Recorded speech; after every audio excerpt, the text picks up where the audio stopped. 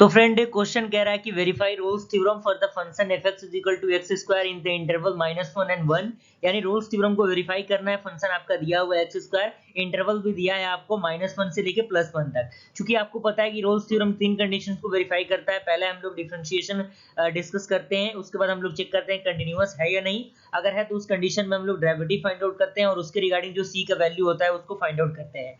Okay, तो आइए step by step rule को हम डिस्कस करते हैं, सॉल्यूशन को देखते हैं। इसके सॉल्यूशन में सबसे पहले गिवन डेटा को हम लोग लिखेंगे। गिवन डेटा हमें क्या दिया हुआ है, f(x) दिया हुआ है, f(x) = x स्क्वायर दिया हुआ है। नाउ हम सबसे पहले क्या करेंगे, फाइंड करेंगे f(x) is defined in the interval -1 to +1। यानी f(x) जो है वो डिफाइंड होता है, वो जो इंटरवल आपका दिया हुआ है क्लोज इंटरवल इन द -1 से +1 तक। इसका मतलब ये है कि जो f(x) है वो कंटीन्यूअस फंक्शन है -1 से लेके +1 के बीच में। क्लियर। सेकंड आपका कंडीशन आता है f'(x), यानी हम लोग डिफरेंशिएशन करते हैं इसका।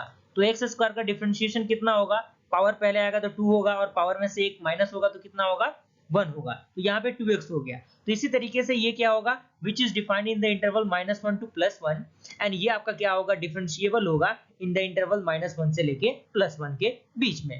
क्लियर। थर्ड आपका कंडीशन क्या है, अब हम चेक करेंगे कि f(-1) पे कितना वैल्यू आ रहा है। यानी एक बार इसको चेक करेंगे, x के जगह पे -1 को पुट करेंगे तो हमने देखा कि f(-1) यानी जहां जहां x है वहां पे मैंने -1 रखा तो हमने देखा कि 1 आया। इसी तरीके से f(1) के लिए हम चेक करेंगे तो भी 1 आएगा। तो दोनों कंडीशन में जो वैल्यूज है वो बराबर आ रही हैं। तो इस कंडीशन में ये चीजें इस तरीके से होंगी और हमारा जो कंडीशन होगा दस the condition of Rolle's theorem satisfy, यानी रोल्स थ्योरम के तीनों कंडीशन ये क्या कर रहा है, सेटिस्फाई कर रहा है ये इक्वेशन।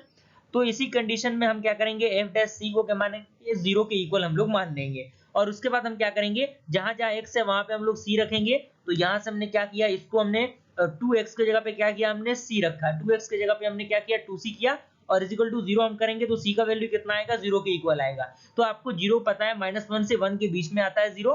तो इस तरीके से जो आपका रोल्स थ्योरम होता है वो वेरीफाई होता है। ओके।